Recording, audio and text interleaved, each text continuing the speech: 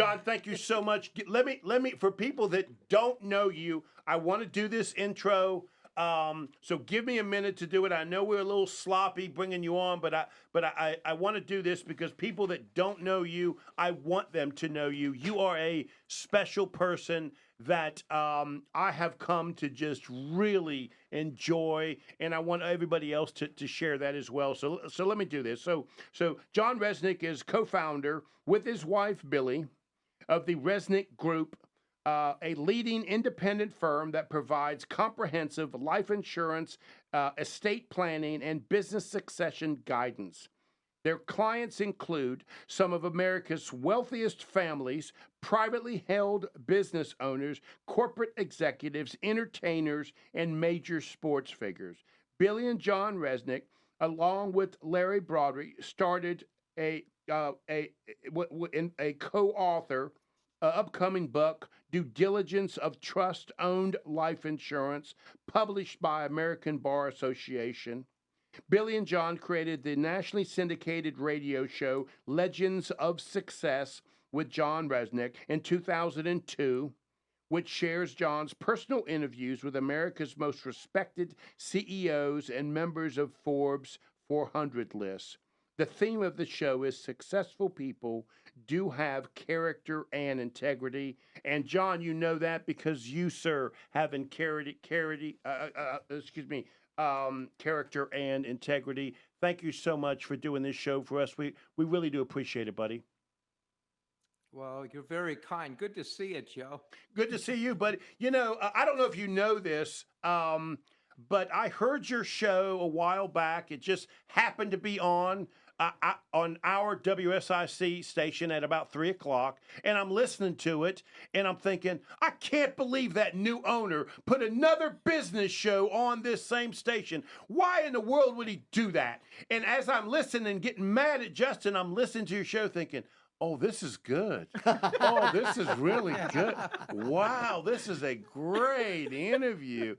And then I immediately called Justin and said, hey, man, this guy's really good. Do you think you could get him on the show? And Justin said, who is he? Because Justin just bought the show. You didn't know who you had at the time. I had just bought the station about 3 weeks in, and I got this Joe Vagnone calling me. And the first host, because we have 35 hosts a week now, right, at this point. And so Joe Vagnone is my first interaction, and he says, hey, can you by chance introduce me to John Resnick? I really like his show. I said, who is that, Joe? and I was just being honest as a 33-year-old who bought a radio station that's been around 76 years. And come to find out, somebody on this station, just part of the legacy of that, has interviewed Steve Forbes, yes, and many others across the entire country, and done it in such a humble way. So it's an honor to have you, John. I really appreciate it. We love having you on WSIC. You're too kind, and I congratulate you on your success. You're very young to be owning radio stations, so I admire you, Justin. Yeah. Very kind of you, sir. Thank you. John, it's only a number, though. John, don't worry. I got his number. He's going to be a client of yours one day, so we'll keep an eye on him. So what Justin doesn't know, John, you and I, we talk now. We're buddies now, right? We're buddies. We're buddies. We one-on-one, you know. And it isn't because of Joe. We are, Joe. That's right. That's right. And it's not because of Joe. It's because that's who you are. You really genuinely do want to know people that are in your life, don't you? Well, you know, I figured out the world's full of people, so you might as well get along with them. I just love people, you know. The only kind of people I don't like are people who don't like people. I love everyone else, you know. Okay. So, walk me through how the show got started, because I must tell you something. It is not an ordinary business show. You know these people. You are asking them personal questions. You are digging into their lives and getting them to have conversations that other people could not do. So this is a very unique show. How did that get started? Well, every one of my guests, I'm a fan of. I just admire them all so much. But the show really started in the early 2000s. There were a lot of business scandals. It was Enron and WorldCom and Rite Aid. And my wife and I became concerned for students and young people who aspire to be business owners, and I see the media was casting a wide brush, disparaging brush against all businesses. And we said, this is just sad. We know better than that. We've heard these tremendous success stories from our clients, and we said, really have to figure out how to share these stories. So with no experience, I approached a radio station in Harrisburg, Pennsylvania, WHP Radio, and I said, I have this great idea. We're going to profile great American entrepreneurs who overcame obstacles and setbacks, and they made it to the top with integrity, doing the right thing. And we'll just profile these great stories. And the program director, his name was R.J. Harris, became a friend of mine. He looked at me like I had three heads. He said, John, good news doesn't sell. It'll never work. You've never been on the air before. How are you going to get a guest every week? And he just flat out told me no. And I came back at him two or three times. I finally said, you want to do the show, you have to pay for the time. And I actually paid for the hour, never advertised my other business. And I truly found clients and people I admired, and we start sharing their life story on the show to inspire other people. And it literally grew from one station that we paid for to now over 100 stations around America. We certainly don't pay for them at this point. It's turned around, and we've got over 100 stations, and we've been blessed. We've had more Forbes 400 members than any talk show in history, is what Steve Forbes has told me. So, uh, we're going to go dig into some of the people you have interviewed because it really is just remarkable. But I gotta ask, like, how did you meet them? You know, I mean, how does this happen that you run into literally the who's who? When you use the word legends of success, that's who these people are. How do you run into them?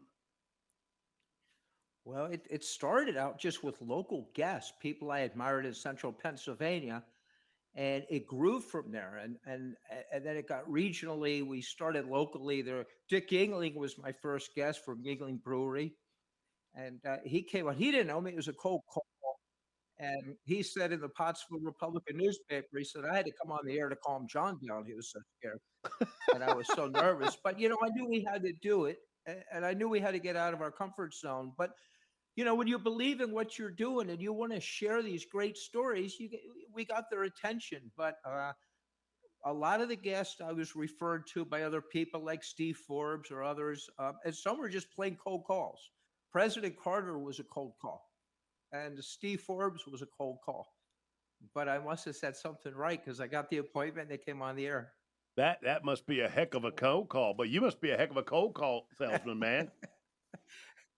No, on Forbes, we're interviewing some big people, and I used to try to prospect on the Forbes 400 list. And one day I said, why not try to get Steve Forbes? So I placed a cold call to Forbes magazine, got bounced around. And finally, by luck or divine intervention, Steve's assistant, who has now become a dear friend of mine, Jackie, she listened to me, and I said I had this great show if I could only meet with Steve Forbes. And she either felt sorry for me or something. I don't know what it was, but she said, I'll give you 10 minutes with Mr. Forbes. No, it was 20 minutes with Mr. Forbes. And I drove to New York City, and I don't know what Steve saw, but I told him about the show and the importance of profiling these stories for young people and students. And he said, I'll do it. And we became friends. And once you get Steve Forbes, it's like the Pied Piper. If they know you Yeah. have Steve Forbes, that's the magnet. That's the credibility. And that gave me the ability now to call on the Forbes 400 list.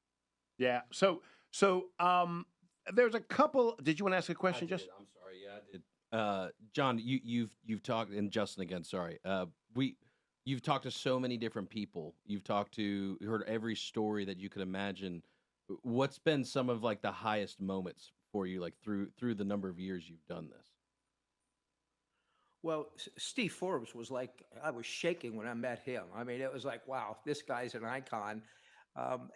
Certainly meeting a U.S. president to me was really, um, it was pretty big. I don't know. There were so many highlights, Justin. Gosh, I couldn't even know where to begin to tell you. But there were some great people. I don't know if you folks remember Ed McMahon from the Johnny Carson show, sure.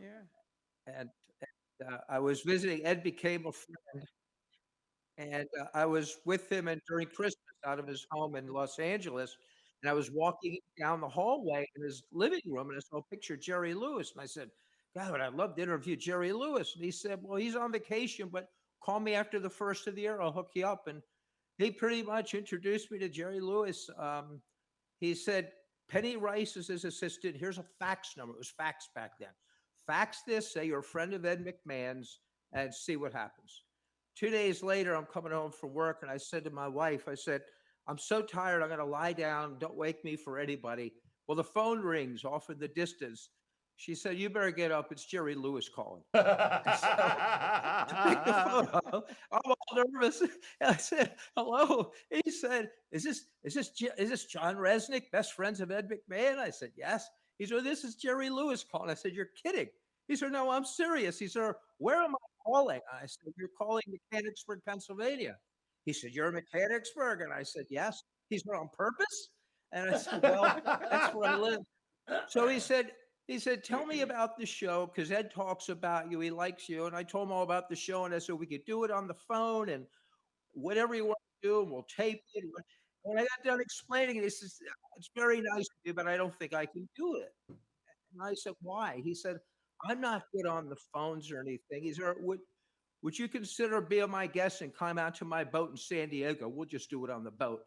I said, "Give me a half a second to make my mind up." And in 3 weeks, I was on his boat in San Diego Harbor interviewing him. And one of the greatest moments of my life. It was great. So John, that is why I think your interviews are so exceptional. You really get to know these people. Talk about that process. I mean, you had talked to me about a couple of these people. I think it was Bernie Marcus or Jack Welch, where you were with him for 2 or 3 days. Talk about how Oh, you yeah. do that before the show. Well, the first thing you do is prep, prep, prep. What I found is that most people, whether it's TV or radio, whatever, they do an interview. They're so busy. PR people send a bunch of questions. They say, "Here's what you should ask." As soon as I get those, I set them aside. Um, I used to put in 4 days nonstop of research for a 1 hour show. My goal was to know their life story as well as they knew it, or maybe even better sometimes. And And it so comes out in when those I finally interviews. would meet them, yeah, I wanted to show them the respect that I was so privileged to share their story and be a steward of their story and their family story that I was not going to waste their time. And I always told them, when we're done, this is something you're going to want a copy of, and you'll be proud to give it to your grandkids. And I meant it. And I knew their story inside and out. I had Will Hurst on, William Randolph Hearst III, and I was telling him the story of his grandfather and how they bought the silver mine and bought the San Francisco Examiner. They won that in the poker game, and things that he didn't even know about his own history. So if you just have to show him the respect that you care, you know? So there were a few interviews that I talked to you about the last time you were on the show that really touched me, right? And I wanted to go over them again and get your thoughts on them. The first one was Jack Welch. I mean, such a icon of a person, right? You ask him these specific questions that, as me as a small business person, they were like solid gold, And he was answering self confidence, keep learning, hire the best people. He was answering your questions with real good stuff. Stuff somebody could write a whole book on each one of them. Talk about that person. Real quick, and I got to interrupt, John. You know this because you do radio too. You're on radio stations. We're gonna pause for top of the hour station ID. We are live here at WSIC right now. That's the kind of shenanigans that happens around here. So I apologize. We're gonna pause for station They ID. blame that on me, John. Just hang on, buddy. Serving you better than ever before. WSIC, Statesville, W290DK Mooresville, W264CU Statesville. All right, there we go. Okay, Wilton, I could have done that better. I just want you to know that, Wilton. I could have done that better. So those of you that have just tuned in, you are listening to the 11th annual small business event. We're coming to you live from our Burner Cigar Studio please go by Burner Cigar and check them out at Brookdale.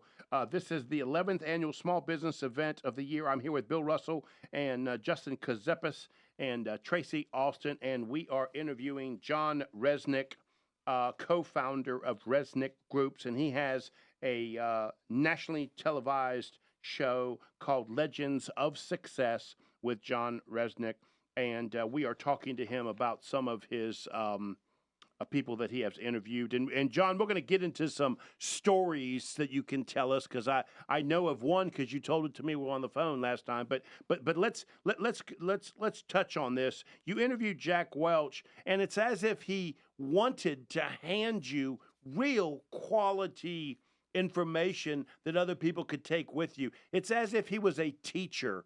What an exceptional interview that was. Do you have any thoughts on that? He was really an outstanding individual. When Jack was growing up, he was the only child. And he told me that his mother, the sun rose and set on him. She loved him so much. All successful people had somebody that believed in him. Jack had his mother. And when Jack grew up, his brain was so sharp, he was a stutterer. And his mother used to say, "Your brain works too fast for your mouth. You're so smart, Jack." He grew up, and he is a brilliant guy. And we just connected. First interview was on the phone on the radio station. And we got done, and I said, "Jack, I am just so amazed. I wish I could pick your brain sometime and call you." He says, "You got a pen? Write my name down. Write my number down. Call me in 3 weeks. I'll be back and come visit me." So I write his phone number down. I called him up to Boston. I go. And the first time I visited him, I sat in his home, and he is a coach, mentor, one of the most amazing people I ever met. And I just sat there in an afternoon, and I'm writing things down, and he's talking. And I remember saying to him, I said, "Jack, of all the elements of success, aside from hard work and doing the right thing, what's the single most important element to be successful?" And he said, "Differentiation." He said, "Every business, every product, every service is a commodity. It's how you differentiate it that's going to make you successful." And he just became a great coach and a mentor of mine. Just a wonderful man. And I could tell through that interview, you just genuinely liked him, and he wanted to share information for you and the audience. It really came out in that interview. Just an excellent interview. Thank you. So the next one is Sara Blakely, the multi-million-dollar hosiery business, Spanx. That one surprised me. And what surprised me was how well you knew her. I mean, you did as much research on her as you did Jack Welch or Steve Forbes. That was surprising to me. I'd never heard of Sara Blakely in my life. I was down with my wife. We were visiting Bernie Marcus in Atlanta. Bernie is the co-founder of the Home Depot. And we did a video because we're raising money for children with autism. And Bernie had been on the show. He'd been a friend. And after we left, his office called and said, "Hey, there's a lady in Atlanta who's really up and coming. Would you think about interviewing her?" I said, "What's her name?" They said, "Sara Blakely. She has a company named Spanx." I never heard of Spanx in my life. I never heard of Sara Blakely because of Bernie. When he said that she was a good lady, I did. So I interviewed her. At that time, she was doing about $300 million a year. She was one of the most amazing, dynamic people I ever met. And nobody could tell her no. When she got involved with Spanx, Neiman Marcus, I think it was, gave her a shot for a couple of locations to put her product in. And they put it all the way in the back of the store. It was kind of hidden. Sara goes in, she sees it, she leaves. She goes to Costco and buys a couple point-of-purchase stands, shelves. Walks into those stores like she worked there, took it off the back shelf, goes to the cash register, sets up a stand, and puts her product there. Well, the store thought she worked for the store, and other people, they didn't know who she was. They left it there. She sold out her product, and that's how she got all of Neiman Marcus and continued to build her business. But she didn't let anyone tell her if she was going to be successful. Nobody has the right to dictate your success, you know? So tell me about your relationship with Bernie Marcus. How did that start? Boy, how did I meet Bernie Marcus? I met Bernie Marcus, I believe, was through Oz Nelson, who was the chairman of UPS at the time, and Oz was a guest on our show. And Like even Atlanta to go, was wait, hold on, John. I'm great to sorry, us. John. Even to I know I'm say, dropping names. The oh my shameless gosh, name. look at you. Hey, so Sorry, I had to make a flight over to UPS real quick, and then I came back, and I had a great time, and I did this. Did you ever sit down with Frank Sinatra and have a steak in Vegas? Like, what? Tell the truth. Come on. I wish I did have, Sinatra was great. But no, it's weird. It's strange. Once you earn the respect, and you earn the respect by giving respect, So I've always said you can never make a withdrawal from where you don't first make a deposit. Okay. Where everybody asks these people for something, I want to figure out what can I give to them. And I want to give them an interview that nobody's going to give them and take the time that nobody takes and bring things up. I will research and look for quotes and things that happened in their lives that really meant something. And I will pull those out as I go through their life and make sure that they're dynamic enough that they love the interview. And they get it. They get that we took the time to understand them. But I met Bernie, I guess it was through Oz Nelson. And then Atlanta was good to us. So I met Bernie Marcus there, President Carter's in Atlanta, Dan Cathy from Chick-fil-A, Oz Nelson, UPS Atlanta, and Sara Blakely. So Atlanta's been really good. So, John, what? go ahead. Walter Cronkite, that was one of the ones you interviewed. That had to be early on because he's been gone for a while. But what was it like to be? Because I look at American journalists, we don't have a Walter Cronkite anymore. I mean, now everybody tells you what they think. Walter just laid it out there. That's the way it was. And that's the way it was. That's exactly right. That was his tagline.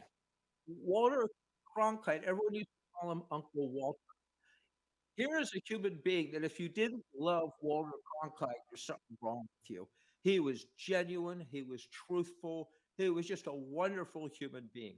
And I met Walter through Don Hewitt. He used to run CBS. I think Don passed away.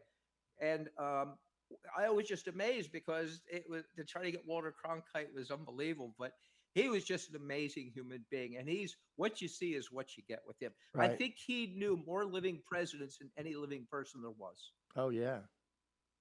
So when I called you and asked you to do this show, I told you, hang on a minute. I needed to put my hearing aids in. I told you I was getting old and needed the hearing aids, and we kind of laughed about it. And then you told me a story about the owner of the company of my hearing aids. Can you repeat that? It's just, I'm telling you, it is remarkable the relationships and the connections that he had. Tell that story again, because I know to you it's kind of a flippant situation, but for us common folk, it really is an interesting story. Well, yeah, you're telling me about this hearing aid that you did a commercial for, and they gave me hearing aid to use. And I said, well, I'll tell you, probably the best hearing aids in the world are Starkey hearing aids. And you looked at me and said, that's what I have. I said, well, let me tell you a story about Starkey. So another dear friend of mine was a guy named Warren Cowan. And Warren Cowan and Henry Rogers owned a PR firm called Rogers & Cowan. It was the largest entertainment PR firm in the world. They also represented the Beatles, Elvis, Frank Sinatra. Anyway, Warren said, I have a client by the name of Bill Austin, and he owns a company by the name of Starkey Hearing Aids. I never heard of him. I said, okay, bring him on. Phenomenal story. Bill's a billionaire. During the break of the interview on the radio, I said, hey, Bill, why don't these hearing aids work for everybody? He says, what do you mean? I said, well, my mother's 80 years old and she's almost completely deaf, and it's really heartbreaking. He says, you bring your mother up to see me in Eden Prairie, Minnesota at the factory, and you're going to have one new mother. I put her on the plane. I fly her up to Eden Prairie to the Starkey hearing aids. Now, first of all, everybody from Elton John, Alice Cooper, President Bush, everybody has had their ears done, their hearing aids done by him. So I bring him up, and while we're sitting there, Paul Newman is there because he's fitting Paul Newman's. And for a long time, I'm not sure if it's still on my website. There's a picture of my mom with Paul Newman, but definitely with Bill Austin. And it was unbelievable. And my mom could hear again. He gave her back her hearing. He personally worked on her. And I said, I would do anything. I'm so grateful. He says, John, I have fit hearing aids for Ronald Reagan, George Bush Sr., and George W. I've never met President Carter. I said, consider it done. Well, in 4 weeks, Bill Austin and Tanny, his wife, and Billy, my wife, and myself go down there. I introduced him to President Carter. He takes care of Rosalind. She was God, I love that woman. So we took care of her, took care of John Hardman's mother. John was his assistant. And we just all became friends. We helped raise money for the Carter Center. And, Jimmy Carter has had maybe some people didn't like his politics. Maybe they did. That aside, he has got to be the greatest ex-president, the kindest, sweetest, most giving ex-president there ever was. Yeah. And we just absolutely adored them. And a trivia thing, when he was running for president, he needed money for a campaign. It was the Allman Brothers that used to help. So I didn't see in the list of interviews that you ever interviewed Jimmy Carter. Did you ever interview him? Oh, yeah, he was on there. He should be on the list somewhere. He's on the list. I must have missed it. Okay, He's on the list. Okay, got it. So I'd like to hear that interview. So tell me a little bit about David Ork, the founder and chairman of Ork. He seems like an interesting guy, and you had him on your list. I'm curious, how did you run into him? I think David Orrick was also a cold call.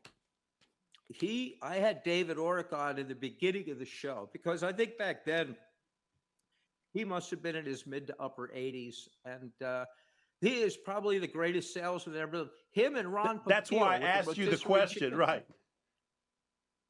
The greatest. He and Ron Popeil that had the rotisserie chicken. You said it and forget it. Two of the greatest marketers I ever met. So, thank you so much for doing this, buddy. I really do appreciate this. I'm curious. Is there a story that you can share with people that are listening? That how do I ask the question? You flippantly say it was a cold call, right? But few people have the confidence, Bill, I don't know what the word is I want to use, right? To literally make that phone call. The cojones. That's right. That's right. Is there a story you can give us that kind of gives an inspiring hope to those people that they can't see themselves making that cold call? Well, I don't know if there's a single story. I think it's more a belief in yourself. Right. Like I said before, even though all these people are tremendously talented, they're still human beings. They still have human emotions. They still want to be liked and they want to be appreciated. And it's a difference about being a fan and chasing after them or really truly respecting them. But, every no is one step closer to a yes. And if you look at the other people that interview them, and I'm sure a lot of them are fine folks, but you can't say that they have anything that we don't have. And we don't let anybody define who we are in life. So you should define your own image, define your own goals, and you don't let anybody tell you can't do anything. And I just think it's more an attitude, Joe. That's the way I look at it. So let me ask a question. When are you going to let me meet Billy and let her be on the show with you? When are you going to let that happen? Hey, Billy. Come on over for a second. Will you please? Don't do that to her. She probably didn't have her hair done or something. That's I don't know. right. Come Don't on. do that to her. So well, we'll have to do a show with the both of us. And that's the other thing I want to say. Nobody does it alone. I wouldn't do anything without her. She's believed in everything we've done from day one, been the best partner. We couldn't have done anything without her. There's no question about it. So we've both been a partnership. You did a show, and I'm sorry I cannot remember. It played here. I don't know if it was a current show or not. It was you were at the Hall of Fame. I think it was Baseball Hall of Fame. Who was that? I had Tommy Lasorda on. Yes. I loved that interview. Talk about that because that was on location. Talk a little bit about that. That was a great interview. Tommy Lasorda is just an incredible American. He loved America as much or more than anybody you could ever meet. When we try to run that every year on Veterans Day, on November 11th, because he is probably one of the greatest, and he's just another guy. Talk about positive thinking and a positive attitude. Tommy Lasorda he was just an amazing human being. Best friends with Frank Sinatra too. I didn't know that. Yes. And But who there was? are so many stories. Yeah. It's just incredible. Yeah, and well, that's what I was trying to tell Justin. I'm just not going to do this interview justice. You are just full of so many exceptional people. It is such a pleasure to know you, John. And all of us at WSIC genuinely thank you for what you do. You give us an insight into some people's lives that otherwise we wouldn't know. And you're right. You give us a chance to see that they're human. They're, hey, they're kind of just like me also. It's true. One of my best friends in the music business in the old days was Joe Walsh from the Eagles. And I remember Joe used to say that, he used to hide out all the time. And he says, it's weird because I'm the same person, but everybody around me has changed. That's right. And they just don't, sometimes a lot of these people, they just go into hibernation because they're treated differently. I just treat them as human beings. Right. That's all. Let me ask a question. Do you choose who you're going to interview because you genuinely like them or because it is somebody you can actually catch up with? Have you interviewed people that you really just didn't like? Because I haven't heard that come out in you yet, if it's happened. No, I don't think I've ever done. As a matter of fact, we look for stories of not only success, but integrity. People that leave a mark and represent an image for other people to follow. Of all the interviews we've done, which have been hundreds, I think I've only had 2 people that ever fell off the wagon, so to speak. One got in trouble, Adelphia Television or Adelphia Cable, a lot of people won't know. And another guy was cooking the books from a big food company. But by and large, every guest we've had has had a wonderful trail, good ethics, and just built a great image, Yeah, you would have surprised me if you said differently than that, John. Any last words, buddy? You want to say to the audience? This is we're hoping is a group of small business people, advisors that are hoping to inspire, inform. Any last words you'd like to give them? I would say that every single one of our guests, any client, all of them, started somewhere at the bottom. And if it wasn't them, it was their parents. Okay? And if you go back, what we do on the radio program, we paint a picture of who they are, but we go back to the beginning when they had absolutely nothing. And if you listen to their stories of how they struggled and what they went through and their fears and their sleepless nights, every small business owner can realize they've got a lot in common with those billionaires and those top CEOs, but they never gave up. And oftentimes when you hit the crossroads of when you want to give up, success is found by crossing over at that moment and having the guts to continue. And that's what they have found. And you and I have talked about that. The very ultra wealthy and successful, they do have that drive. It is a drive that far exceeds the common folk that I know. Well, failure is not an option, and every no they get is nothing but a precursor to a yes. There is no such thing as failure. There's no such thing as giving up, Joe. And they all pretty much have the belief the only way to fail is to not try.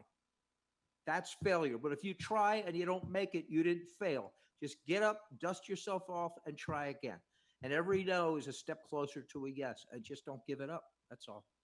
John, thank you so much, my friend. We are talking with John Resnick. He is a co-founder with his wife, Billy, of Resnick Group, and he has the nationally syndicated Legends of Success with John Resnick, an exceptional radio show here on WSIC every Saturday at 3 o'clock. John, my friend, thank you so much, buddy. I look forward to talking to you again soon.